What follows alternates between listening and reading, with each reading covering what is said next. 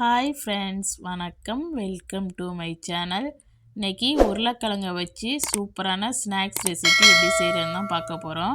வீட்டில் குழந்தைங்க ஸ்நாக்ஸ் வேணும்னு கேட்டால் நம்மக்கிட்ட இருக்க உருளைக்கிழங்கை வச்சு டக்குன்னு இந்த ஸ்நாக்ஸை ரெடி பண்ணி கொடுத்துடலாம். வாங்க வீடியோக்குள்ளே போகலாம்.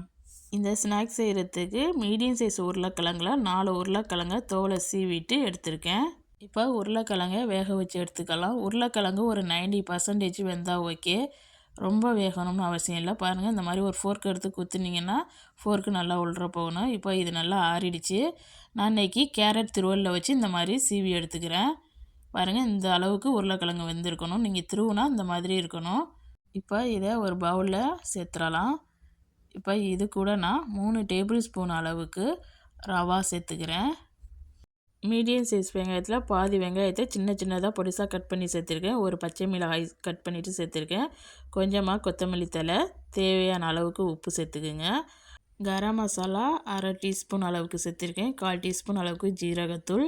இப்போ எல்லாத்தையும் சேர்த்தாச்சு. இதுக்கு பிறகு நம்ம தண்ணி எதுவும் சேர்த்துடாமல் இதை நல்லா கலந்து எடுத்துக்கலாம். ரொம்ப அழுத்தி பிசைய வேண்டியதில்லை, லைட்டாக நல்லா மிக்ஸ் பண்ணி விட்டுருங்க. பாருங்கள், தண்ணியே ஊற்றாமல் நம்ம உருளைக்கிழங்க நல்லா பிசைஞ்சு எடுத்தாச்சு. இப்போ கையில் எண்ணெய் தடவிட்டு கொஞ்சமாக மாவு எடுத்து, ரொம்ப நிறையா எடுத்துட வேணாம். நம்ம சிலிண்டர் ஷேப்பில் உருட்டிக்க போகிறோம். ஃபிங்கர் மாதிரி இந்த மாதிரி உருட்டும்போது குழந்தைங்க நல்லா இந்த ஷேப்பை பார்த்துட்டு நல்லா சாப்பிடுவாங்க. பாருங்கள், இந்த மாதிரி சைடை மட்டும் அமர்த்தி விட்டுருங்க. பாருங்கள், இந்த மாதிரி இருக்கணும். அப்படி உருட்டுறது உங்களுக்கு கஷ்டமாக இருந்துச்சுன்னா இந்த மாதிரி குட்டி கட்லெட் மாதிரி இந்த மாதிரி சின்ன சின்னதாக தட்டி போட்டுருங்க. இப்போ ஒரு கடாயில் எண்ணெய் விட்டுருக்கேன். எண்ணெய் நல்லா ஹீட் ஆனதுக்கு பிறகு அடுப்பை மீடியம் ஃப்ளேமில் வச்சுட்டு இந்த மாதிரி நம்ம தட்டி எண்ணெயில் சேர்த்துற வேண்டியதான். ஒன்று ஒன்றா சேர்த்துருங்க.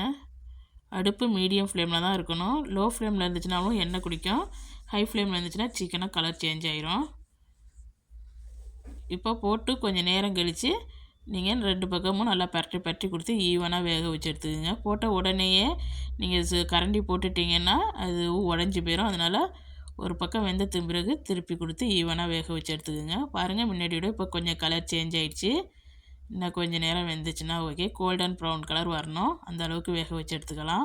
பாருங்கள், இப்போ நல்லா கலர் சேஞ்ச் ஆகிடுச்சு. இந்த அளவுக்கு கலர் வந்த உடனே நம்ம வெளியில் எடுத்துடலாம். நல்லா மொறு மொறுன்னு சூப்பராக இந்த ஸ்நாக்ஸ் ரெடி ஆகிடுச்சு. இப்போ நம்ம ரவுண்ட் ஷேப்பில் இதை தட்டி போட்டுக்கலாம். பாருங்கள், இந்த மாதிரி இது ரொம்ப ஈஸியாக நீங்கள் போட்டுக்கலாம். இந்த மாதிரி குழந்தைங்களுக்கு ஒரே மாதிரி செஞ்சு கொடுக்காம வித்தியாசமாக செஞ்சு கொடுத்தா விரும்பி சாப்பிடுவாங்க. நல்லா மொறு மொறுன்னு இந்த ஸ்நாக்ஸு சாப்பிட்றதுக்கு ரொம்ப டேஸ்டியாக இருக்கும். இது கெச்சப் கூட வச்சு சாப்பிட்றதுக்கெலாம் ரொம்ப சூப்பராக இருக்கும். இந்த மாதிரி ஒரு ஸ்பூனோ அல்லது ஒரு கரண்டியோ வச்சு நல்லா திருப்பி போட்டுக்குங்க. இப்போ இதுவும் நல்லா கலர் சேஞ்ச் ஆகிடுச்சு. பாருங்கள், இந்த அளவுக்கு கலர் சேஞ்ச் ஆனோடனே நம்ம வெளியில் எடுத்துட வேண்டியதான். இதே மாதிரி மீதி இருக்கிற மாவு எல்லாத்தையுமே சுட்டு எடுத்துக்க வேண்டியதான்.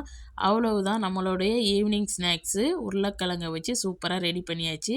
இதே மாதிரி நீங்களும் உங்கள் வீட்டில் செஞ்சு பார்த்துட்டு எப்படி வந்துச்சுன்னு கமெண்டில் சொல்லுங்கள்.